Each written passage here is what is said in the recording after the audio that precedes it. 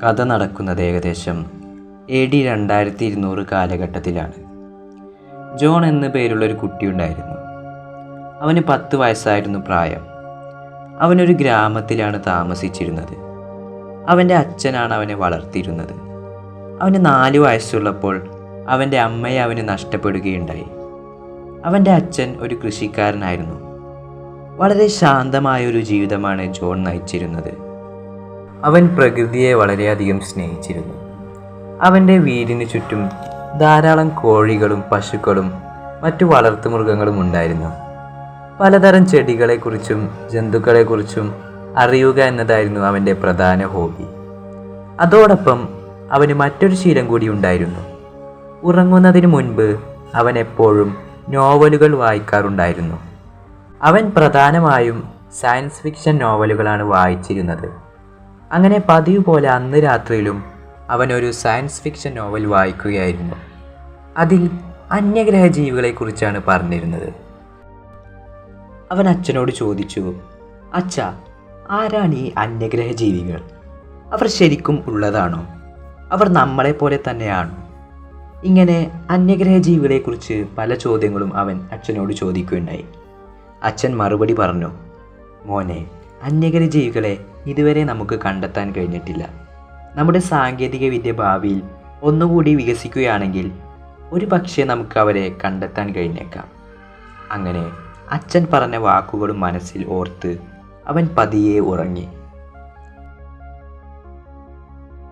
അങ്ങനെ അവൻ വളരെ സന്തോഷത്തോടു കൂടി രാവിലെ എണീറ്റു. അച്ഛനോടൊപ്പം അവൻ ഭക്ഷണം കഴിച്ചു.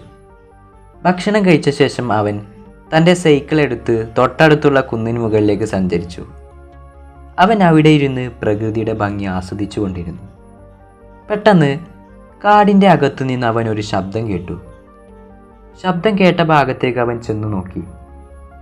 അവിടെ അവനൊരു വിചിത്രമായൊരു വസ്തു കിടക്കുന്നതായി അവൻ കണ്ടു. അവൻ അങ്ങോട്ടേക്ക് ചെല്ലാൻ തയ്യാറായില്ല. അവൻ കാട്ടിൽ നിന്ന് മടങ്ങി തൻ്റെ സൈക്കിളിൽ കയറി വീട്ടിലേക്ക് തന്നെ മടങ്ങുകയുണ്ടായി. അവൻ അച്ഛനോട് സംഭവിച്ച കാര്യങ്ങളെക്കുറിച്ചൊന്നും പറഞ്ഞില്ല. വീട്ടിലെത്തിയപ്പോൾ അച്ഛൻ അവനോട് തൻ്റെ മൊബൈൽ ഫോൺ എടുത്തൊരു യൂട്യൂബ് വീഡിയോ അവന് കാണിച്ചു കൊടുത്തു. അവനത് കണ്ടു. അതൊരു ന്യൂസ് ചാനലിലെ വാർത്തയായിരുന്നു. അതിൽ പറയുന്നു, അപ്രതീക്ഷിതമായൊരു വസ്തു ബഹിരാകാശത്ത് നിന്ന് ഭൂമിയിലേക്ക് എത്തിയിട്ടുണ്ട്. ചിലർ പറയുന്നത് അത് അന്യഗ്രഹ ജീവികളാണെന്നാണ്. എന്തായാലും തന്നെ അത് ഭൂമിക്ക് പുറത്തു നിന്ന് വന്നതാണെന്ന് അതിൽ കൃത്യമായി തന്നെ പറയുന്നുണ്ട്. പുതിയ സാങ്കേതികവിദ്യ പ്രകാരം ഭൂമിക്ക് ചുറ്റും മനുഷ്യൻ ഒരു അദൃശ്യവാലം സൃഷ്ടിച്ചിട്ടുണ്ട്. അതിലൂടെ കടന്നു വരുന്ന ഉൽക്കകളെയും മറ്റു അപകട വസ്തുക്കളെയും അതിൻ്റെ സഹായത്തോടു കൂടി തകർത്തു കളയാൻ കഴിയും. എന്നാൽ ആ സാങ്കേതിക വിദ്യയെ കാറ്റിൽ പറത്തിക്കൊണ്ടാണ് ഈ വസ്തു ഭൂമിയിലേക്ക് എത്തിച്ചേർന്നിട്ടുള്ളത്. അതുകൊണ്ടാണ് ലോക ഭരണകൂടം അതിനെ കണ്ടെത്തുന്നതിനായി വളരെ പെട്ടെന്ന് തന്നെ മുന്നോട്ടിറങ്ങിയത്. ഈ ഒരു വാർത്തയാണ് ജോൺ അച്ഛൻ്റെ മൊബൈലിൽ കണ്ടത്. അവൻ വളരെ അത്ഭുതപ്പെട്ടുപോയി. പിറ്റേന്ന് രാവിലെ അവൻ കാട്ടിലേക്ക് തൻ്റെ സൈക്കിൾ എടുത്ത് പോവുകയുണ്ടായി. അവൻ ആ വസ്തു കണ്ട സ്ഥലത്തേക്ക് പോയി നോക്കി. പ്രത്യേകിച്ചൊന്നും അവൻ അവിടെ കാണാൻ കഴിഞ്ഞില്ല. പെട്ടെന്ന് ഒരു ശബ്ദം കേട്ട് അവൻ പിന്നിലേക്ക് തിരിഞ്ഞു നോക്കി. അവൻ അത്ഭുതപ്പെട്ടുപോയി. ഒരു അന്യഗ്രഹ ജീവി തൻ്റെ മുന്നിൽ നിൽക്കുന്നതായി അവൻ കണ്ടു. അവൻ ആ സമയത്ത് ഭയത്തേക്കാൾ കൂടുതൽ സന്തോഷമാണ് വന്നത്. ആ അന്യഗ്രഹ ജീവി അവനോട് എന്തൊക്കെ പറയുന്നുണ്ട്. പക്ഷെ അവനൊന്നും മനസ്സിലാവുന്നില്ല. ആ ജീവിക്ക് കാര്യം മനസ്സിലായി. താൻ ഇത്ര നേരം പറഞ്ഞതൊന്നും അവന് മനസ്സിലായിട്ടില്ലെന്ന്. ആ അന്യഗ്രഹ ജീവി ഒരു പ്രത്യേക തരം ഹെഡ്സെറ്റ് അവൻ്റെ ചെവിയിൽ വെച്ചു കൊടുത്തു. പിന്നീട് ആ ഏലിയൻ തന്നെക്കുറിച്ച് പറയാൻ തുടങ്ങി. ഇപ്പോൾ ജോണിന് ആ ഏലിയൻ പറയുന്നത് കൃത്യമായി മനസ്സിലാക്കാൻ കഴിഞ്ഞിരുന്നു.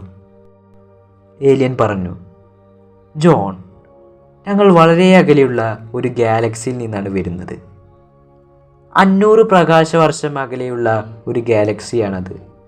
ഞങ്ങളുടെ യാത്ര ആരംഭിച്ചിട്ട് ലക്ഷക്കണക്കിന് വർഷങ്ങളായി. അതിനിടയിൽ പല ഗാലക്സികളെയും ഞങ്ങൾ കണ്ടുകയുണ്ടായി.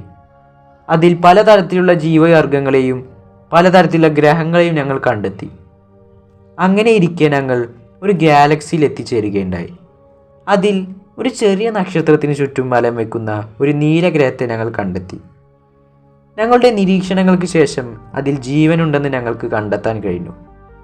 അതിന് സൂചന നൽകുന്ന പല കാര്യങ്ങളും അതിൻ്റെ ചുറ്റുള്ള ഗ്രഹങ്ങളിൽ നിന്ന് ഞങ്ങൾക്ക് കണ്ടെത്താൻ കഴിഞ്ഞു.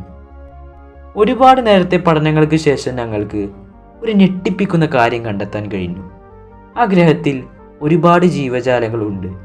പക്ഷേ ഞങ്ങളെ അത്ഭുതപ്പെടുത്തിയത് അക്കൂട്ടത്തിലുള്ള ഒരു ഇരുകാലി മൃഗമായിരുന്നു, അഥവാ നിങ്ങളുടെ വർഗം. അവർ മറ്റുള്ളവരിൽ നിന്ന് വളരെ വ്യത്യസ്തരാണ്. കൂട്ടമായി ജീവിക്കുന്നു, വളരെ കൃത്യമായി പ്രശ്നങ്ങൾ പരിഹരിക്കുന്നു, പ്രകൃതിയെയും സാങ്കേതികവിദ്യയെയും ബാലൻസായിട്ട് നിലനിർത്തി പോകുന്നു, പുതിയ സാങ്കേതിക വിദ്യകൾ ഡെവലപ്പ് ചെയ്യുന്നു, വ്യത്യസ്ത സംസ്കാരങ്ങളിലും ഭാഷകളിലും ജീവിക്കുന്നു തുടങ്ങിയ പല കാര്യങ്ങളും ഞങ്ങൾക്ക് അവരിൽ കണ്ടെത്താൻ കഴിഞ്ഞു. അവരെക്കുറിച്ച് പഠിക്കാൻ വേണ്ടിയാണ് ഞങ്ങൾ ഇവിടെ വന്നത്.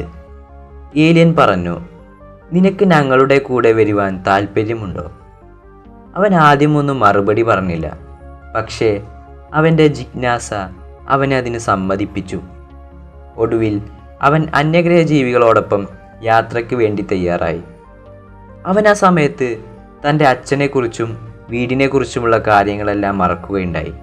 അതിൻ്റെ കാരണം ആ ഏലിയൻ അവൻ്റെ തലയിൽ വെച്ചു കൊടുത്ത ഹെഡ്സെറ്റ് അവൻ്റെ തലച്ചോറിനെ മാറ്റിമറിച്ചു. അവൻ്റെ ചിന്തകളും വികാരങ്ങളും ഇപ്പോൾ ആ ജീവികൾക്ക് നിയന്ത്രിക്കാൻ കഴിയും. അങ്ങനെ അവർ യാത്ര ആരംഭിച്ചു. ആ ജീവികൾ ക്രയോസ്ലീപ്പ് എന്നൊരു തരം സംവിധാനത്തിലേക്ക് അവനെ കയറ്റുകയുണ്ടായി. അതിൻ്റെ പ്രത്യേകത എന്ന് പറയുന്നത് ആയിരക്കണക്കിന് വർഷങ്ങൾ ജീവിക്കാൻ കഴിയും. ശരീരത്തിന് മറ്റു അവയവങ്ങൾക്കോ അതുപോലെ നമ്മുടെ പ്രായത്തിനോ ഒന്നും സംഭവിക്കാതെ. അങ്ങനെ വളരെയധികം വർഷങ്ങൾക്ക് ശേഷം അവർ അവിടെ എത്തിച്ചേരുകയുണ്ടായി. ജോൺ പതിയെ എഴുന്നേറ്റു. അവൻ എഴുന്നേൽക്കുന്നത് ഏകദേശം 1200 വർഷങ്ങൾക്ക് ശേഷമായിരുന്നു. പക്ഷേ അവന് ഒരു അരമണിക്കൂർ നേരത്തേക്ക് ഉറങ്ങിയതുപോലെയാണ് അവന് തോന്നുന്നത്. അവൻ്റെ ശരീരത്തിന് യാതൊരു മാറ്റവും ഉണ്ടായിരുന്നില്ല. പക്ഷേ അവന് ചെറിയ ക്ഷീണവും അതുപോലെ തന്നെ വിശപ്പും ഉണ്ടായിരുന്നു. സ്പേസ് ഷിപ്പിൻ്റെ ജനലിലൂടെ അവൻ അത്ഭുത ലോകത്തെ കാണുകയുണ്ടായി. അവൻ്റെ കണ്ണുകൾക്ക് വിശ്വസിക്കാൻ കഴിഞ്ഞില്ല. അവൻ പതിയെ അതിൽ നിന്ന് പുറത്തിറങ്ങി. അവന് ശ്വസിക്കാൻ കഴിഞ്ഞിരുന്നു. പതിയെ അവൻ ആ ഗ്രഹത്തിൻ്റെ പ്രതലത്തിലേക്ക് കാലെടുത്തു വെച്ചു. വളരെ കാലത്തെ കാത്തിരിപ്പിന് ശേഷം അവൻ തൻ്റെ സ്വപ്നലോകത്തിലെ ആ ഗ്രഹത്തിലേക്ക് അവൻ എത്തിച്ചേരുകയുണ്ടായി. ഏലിയൻ അവനോട് പറഞ്ഞു, ഈ ലോകത്ത് നിനക്ക് ആഗ്രഹിക്കുന്നതെല്ലാം ലഭിക്കും. നിനക്ക് നീ ആഗ്രഹിച്ചതുപോലെ ജീവിക്കാം. അങ്ങനെ അവൻ ആ ഗ്രഹത്തിലൂടെ ഒരുപാട് ദൂരം സഞ്ചരിച്ചു. പെട്ടെന്ന് അവന് തൻ്റെ ഓർമ്മയിൽ എവിടെയോ തൻ്റെ അച്ഛനെക്കുറിച്ചും ഭൂമിയെക്കുറിച്ചുമുള്ള ഓർമ്മകൾ കടന്നു വന്നു. പെട്ടെന്ന് അവനൊരു ശബ്ദം കേട്ടു, ജോൺ എഴുന്നേൽക്ക്. അപ്പോഴാണ് അവൻ മനസ്സിലാക്കിയത് താൻ ഇത്രയും നേരം കണ്ടിരുന്നത് ഒരു സ്വപ്നമായിരുന്നുവെന്ന്. അച്ഛൻ പറഞ്ഞ വാക്കുകൾ കേട്ടാണ് തലേന്ന് അവൻ ഉറങ്ങിയത്. അങ്ങനെയാണ് അവൻ്റെ സ്വപ്നത്തിലേക്ക് അത്തരം നിമിഷങ്ങൾ എത്തിച്ചേർന്നത്. അങ്ങനെ അവൻ ഭക്ഷണം കഴിച്ച ശേഷം തൻ്റെ വീടിനടുത്തുള്ള കുന്നിലേക്ക് സൈക്കിൾ എടുത്ത് പോവുകയുണ്ടായി. പെട്ടെന്ന് അന്തരീക്ഷത്തിൻ്റെ മട്ടും ഭാവവും മാറുകയുണ്ടായി. തൻ്റെ ചുറ്റിലുള്ള മരങ്ങൾക്കും ചെടികൾക്കും ആകാശത്തിനുമെല്ലാം എന്തൊക്കെയോ സംഭവിക്കുന്നത് പോലെ അവന് തോന്നി. അവനൊരു കാര്യം മനസ്സിലായി. താൻ ഇപ്പോൾ നിൽക്കുന്നത് ഭൂമിയിലല്ല, മറ്റൊരു ഗ്രഹത്തിലാണ്. അതായത് താൻ സ്വപ്നത്തിൽ കണ്ട അതേ ഗ്രഹം. അവൻ കണ്ടതൊന്നും യഥാർത്ഥത്തിൽ ഒരു സ്വപ്നമായിരുന്നില്ല. ആ ഏലിയൻ അവനോട് പറഞ്ഞിരുന്നു താൻ ആഗ്രഹിച്ചതെന്തും ഈ ഗ്രഹത്തിൽ ലഭിക്കുമെന്ന്. ആ സമയത്ത് അവൻ ആ ഗ്രഹത്തിലൂടെ സഞ്ചരിക്കുമ്പോൾ അവൻ അറിയാതെ എവിടെയോ തൻ്റെ അച്ഛനെക്കുറിച്ചും ഭൂമിയെക്കുറിച്ചും ചിന്തിക്കുകയുണ്ടായി. ആ സമയത്താണ് അവൻ്റെ മനസ്സിലേക്ക് അത്തരം കാര്യങ്ങൾ കടന്നു വരുന്നത്. പക്ഷേ അവൻ ആ സംഭവിച്ച കാര്യങ്ങളൊന്നും യഥാർത്ഥത്തിൽ അവൻ ഭൂമിയിൽ നിന്ന് അനുഭവിച്ച കാര്യങ്ങളല്ല. അതായത് അവൻ്റെ അച്ഛൻ അവനെ വിളിച്ചതും അതുപോലെ അവൻ ഭക്ഷണം കഴിച്ച ആ സൈക്കിളിലൂടെ കുന്നിൻ മുകളിലേക്ക് പോയതെല്ലാം ഒരിക്കലും അവിടെ യഥാർത്ഥത്തിൽ സംഭവിച്ചതല്ല. അതെല്ലാം അവൻ്റെ മനസ്സിലുള്ള വെറും തോന്നലുകൾ മാത്രമായിരുന്നു. എന്താണ് നിങ്ങൾക്ക് ഈ കഥയെക്കുറിച്ചുള്ള അഭിപ്രായം? തീർച്ചയായും അതിനെക്കുറിച്ച് നിങ്ങൾ കമൻറ്റ് ബോക്സിൽ രേഖപ്പെടുത്താൻ മറക്കരുത്. ഞാൻ ഒരുപാട് കാലം സയൻസ് ഫിക്ഷൻ മൂവീസും അതുപോലെ ഡോക്യുമെൻ്ററീസൊക്കെ കണ്ടതിന് ശേഷം എൻ്റെ ഒരു സ്വന്തം ഇമാജിനേഷനിൽ ക്രിയേറ്റ് ചെയ്തൊരു സ്റ്റോറിയാണ്. അപ്പോൾ നിങ്ങൾ തീർച്ചയായും നിങ്ങളുടെ അഭിപ്രായങ്ങൾ പങ്കുവെക്കാൻ മറക്കരുത്. So thank you for watching. See you again.